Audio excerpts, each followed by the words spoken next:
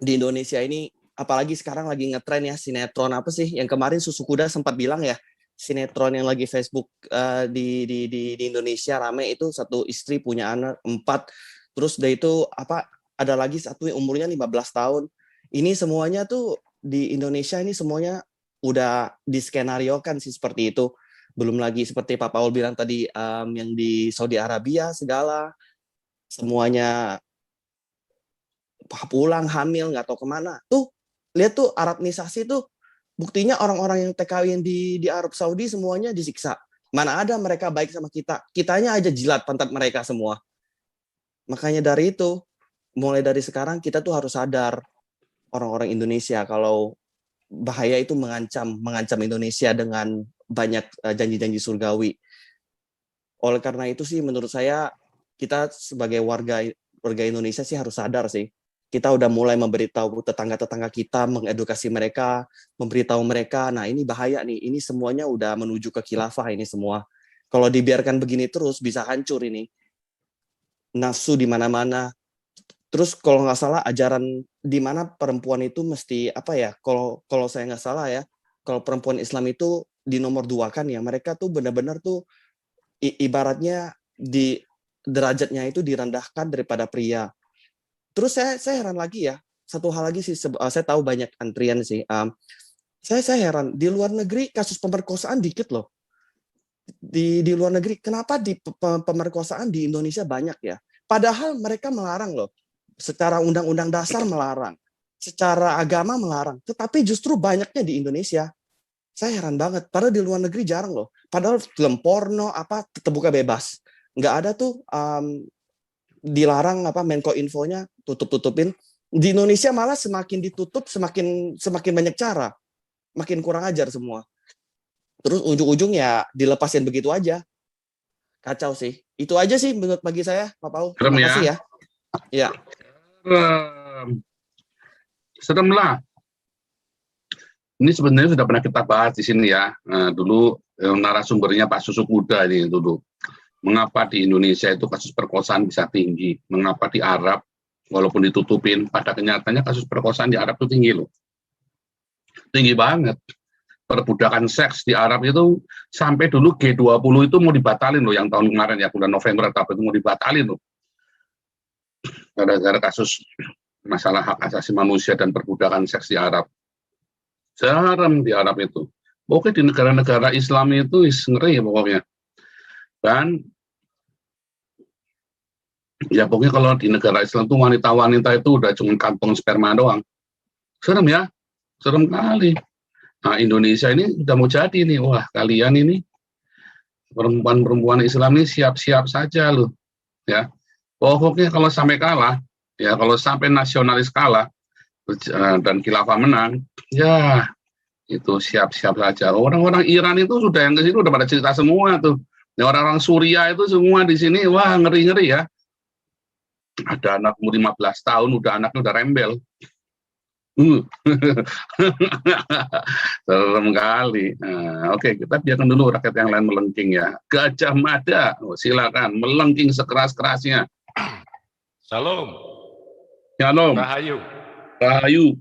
Ya. Terima kasih Pastor Paul Jam ya. Saya kaget juga nih ngelihat judulnya. Hukum di Indonesia ya. Kini halalkan pemerkosaan. Waduh. Loh, kan halal toh? Itu kan Aceh masih Indonesia. Ya, Aceh masih Indonesia dan di sana sebutlah salah satu provinsi utama yang menerapkan syariah Islam. Jadi terkesan sekali hak-hak wanita menjadi lemah gitu di sana. Jadi memang Indonesia itu masih punya konflik ke dalam, maksudnya masih sebutlah berjuang dalam melawan ideologi ya seperti itu yang sebenarnya turunan dari ideologi khilafah. Nah, sekalian promosi ya, setelah channel ini Pak Susu Kuda belum muncul ya. Nanti dia akan memimpin channelnya ya 915. Menara sumbernya saya ya gitu di situ dengan judul judul temanya itu konflik regional ya, dilihat dari kacamata ekonomi dan industri ya. Tapi kira-kira ya apa yang nanti akan saya arahkan adalah bahwa ketika Indonesia masih seperti ini ya, seperti sekarang, bahwa khilafah menjadi problem, ya kita akan habis dalam konflik tersebut ya. Karena masalah khilafah ini benar-benar membebani rakyat Indonesia, membebani reformasi, membebani demokrasi untuk membuat Indonesia bisa melejit ya di dalam ekonomi atau industri, setidaknya mengalahkan persaingan dari negara-negara tetangga ya, regional. Mungkin saya ingin jelaskan secara behind story, mengapa kok khilafah itu kayak begitu gitu ya, syariah itu kayak begitu ya. Sekedar supaya kita tahu semua ya, baik yang di Zoom ini atau yang menonton di YouTube ya, sebenarnya mereka melihat bahwa seks itu atau bertambah banyak keturunan ya adalah senjata. Ya. Saya lihat Israel, saya berikan contoh Israel. Israel ini saat ini dalam konteks Benyamin Netanyahu sebagai Perdana Menteri Israel ya, genting dalam waktu mungkin hari ini ya terakhir ya, apa deadline-nya ya. Jadi bisa saja dia lengser karena sebenarnya koalisi dia itu salah satunya adalah ultra kanan ya, garis keras yang lebih keras daripada Benyamin Netanyahu ya, ideologinya. Tetapi rupanya karena kebencian yang lain terhadap Benyamin Netanyahu, dalam hal ini salah satunya adalah Partai Arab ya, akhirnya bergabung. Jadi lucu juga, jadi antara partai yang lebih keras daripada Netanyahu cuma 5% ya, dia di DPR cuma 5%, 7 kursi katanya ya. Bisa jadi Perdana Menteri loh, 5% bayangin. Bayangkan Indonesia ada Demokrat aja dulu 8%.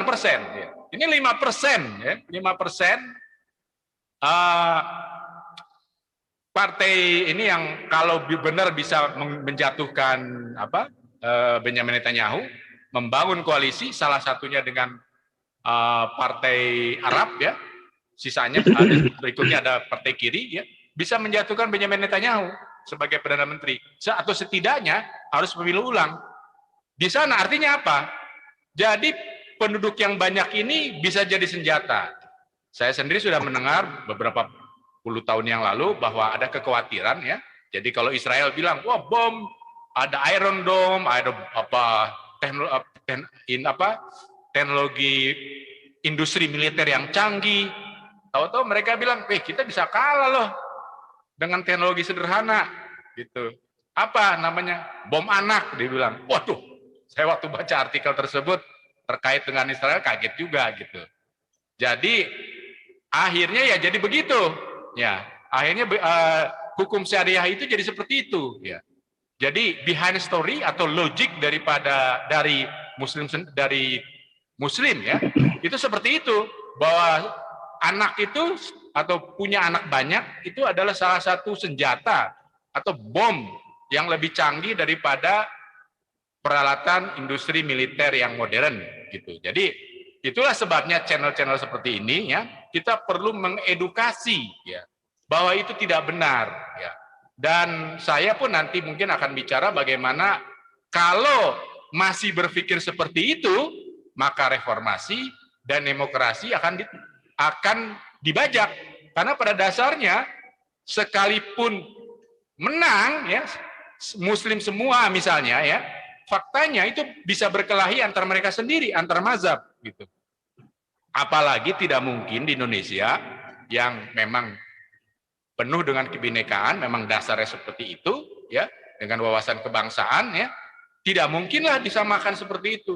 Sejak Indonesia merdeka, bahkan sejak zaman Majapahit sebenarnya kita begitu toleran, Islam boleh masuk, boleh masuk gitu. Kemarin kita belajar sejarah Majapahit, boleh, tapi mereka tidak sadar bahwa Islam itu di dalam bisa melakukan kudeta. Ya, membunuh anak, bisa membunuh bapaknya ketika bapaknya dibilang kafir. Waduh, akhirnya Majapahit menjadi kerajaan vassal, itu kerajaan yang harus memberikan upeti kepada Demak gitu kan.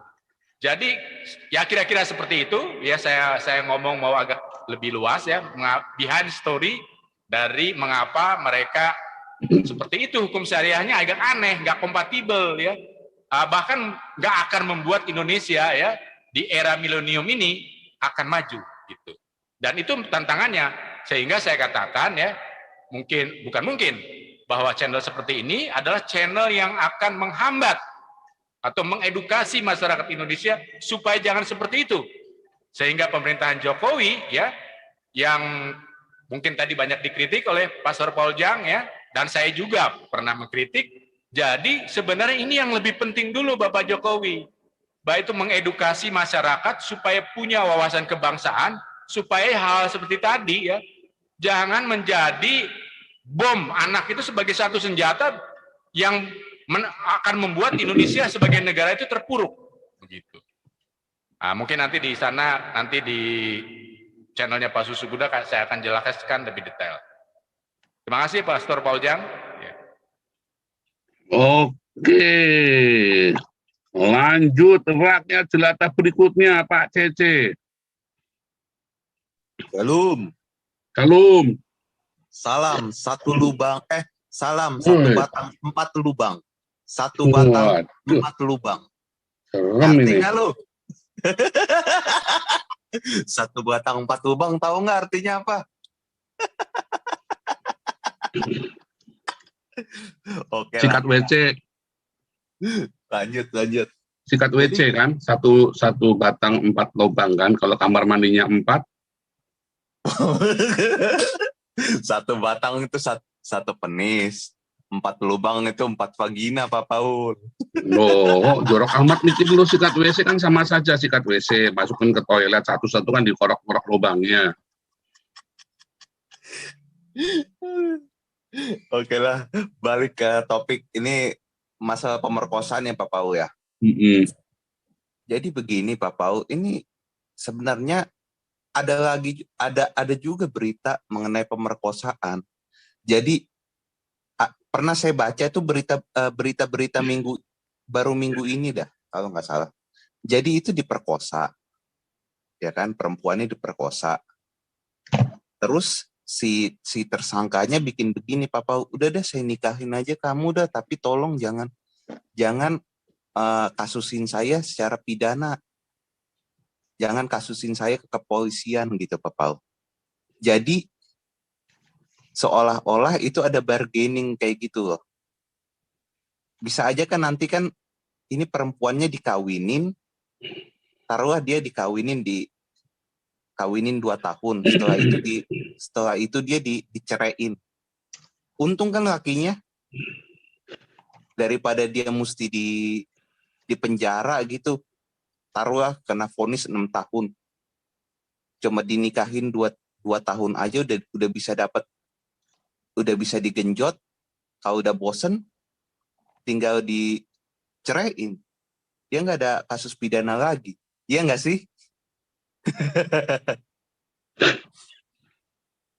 Oke, balik ke yang lain dulu aja Pak Paul. Halo? Jangan-jangan itu memang minta diperkosa lagi. Enggak. Oke, lanjut dulu. Ngawur lu. Udah ngawur nih ceritanya. Oke, Kalisoy, silakan. Kalisoy. Ya, shalom. Ya, Borulisoy. Ya, Pak Paul, ini salah satu tragedi hukum Indonesia menurut saya. Ya, luar biasa kejahatan ya bagi wanita ya Pak ya. Pemerkosa jauh lebih baik dibunuh daripada diperkosa atau pelecehan seksual lainnya ya. Ini bagi kami para wanita. Jadi ini kita kalau wanita yang normal ini pasti marah dan antara marah dan dibilang ya kasihan dengan keluarga si anak gitu ya. Marahnya itu bukan hanya sama si pemerkosa yang kabarnya kalau nggak salah itu salah satunya ayahnya ya Pak ya. Ayah si anak dan pamannya. Ada 2 orang kan. Nah, itu marahnya kita itu bukan hanya sama yang pemerkosa ini, biadab, bangsat biadab seperti yang dibilang Pak Paul inilah itu bangsat biadab itu, ya. Marahnya kita bukan hanya sama pemerkosa, tapi juga orang-orang yang telah membenarkan secara tidak langsung kelakuan pemerkosa ini. Siapapun itu, ya, siapapun yang terlibat membebaskan pemerkosa ini, kita marah dengan itu, ya. Ini saya gini ya, melihat ini, saya pas baca ini, gimana ya, kita pingin nangis rasanya gitu ya. Jadi kalau wanita yang normal, ibu yang normal ya, itu pasti merasa tersakiti walaupun itu bukan anaknya Pak Paul. Ya. Walaupun itu bukan anaknya, kita bayangin ya. Aduh, itu mengerikan sekali loh Pak, traumatiknya si anak itu Pak dan ibunya itu, keluarga itu. Ya. Jadi kalau ada wanita, seorang ibu yang menganggap itu wajar atau tidak tidak bergetar hatinya atau tidak merasa sakit hatinya, itu pantas dicurigai memang sudah kelainan juga gitu loh. Jangan-jangan kelainan seks juga gitu loh. Karena hanya orang-orang yang punya kelainan seks yang bisa melakukan ini, Pak. Ya, saya baru-baru ini juga kenal dan dapat kesaksian dari seorang teman Murtadin ya, Pak ya. Itu waktu masa kecilnya juga mengalami hampir ya. Jadi hampir mengalami pemerkosaan dari ayah kandungnya sendiri, dan itu sangat menyakitinya, traumatiknya hampir seumur hidupnya, Pak. Sampai pada akhirnya yang membebaskan dan memulihkan dia dari semua traumatik itu hanya setelah dia terima Tuhan Yesus. Ya. Itu, Pak. Nah, setelah dia terima Tuhan Yesus, semua pulih dia rasa. Jadi orang-orang seperti ini, pemerkosa seperti ini pantas disebut bangsat biadab, Pak. Biadab. Ya. Jadi ibu-ibu yang dari Aceh, di Aceh sana, ya, kalau ingin terbebas dari, saya anggap ini kutuk dosa seks, ya. Kalau ingin terbebas dari kutuk dosa seks, ya, dengarkan itu Pak Alyudin, Pak Puteh, maka keluarga Anda, anak-anak Anda akan terbebas dari kutuk dosa seks. Karena apabila Anda mengakomodir hal-hal yang begini, ajaran-ajaran yang seperti ini, secara tidak langsung Anda berkontribusi untuk memuliakan orang-orang pemerkosa seperti ini. Gitu. Jadi Pak Paul, ini tragedi hukum Indonesia. Dibebaskan orang pemerkosa. Tapi kalau yang sepengetahuan saya, tolong dikoreksi kalau saya salah. Sepengetahuan saya, dengan hukum syariah ya, memang harus ada, kalau kasus pemerkosaan katanya harus ada 5 saksi ya Pak ya. Di mana adanya, bisa dicari di mana 5 saksi pemerkosaan. Kalau pemerkosaan nggak mungkin ada saksi seperti, ada apalagi anak-anak begitu. Aduh, Pak, saya pingin nangis. Bener loh, membaca ini dari kemarin saya baca ini. Pingin nangis saya membaca ini, berita ini. Luar biasa ini biadabnya ini, Pak. Anaknya sendiri diperkosa, Pak. Ini kutuk dosa. Dan banyak hal yang terjadi seperti ini di Indonesia, Pak. banyak dari mulai tahun-tahun lalu kita lihat ya percabulan itu terhadap anak-anak ya, terhadap wanita, banyak sekali gitu. Dan ini sebenarnya pantasnya dihukum mati.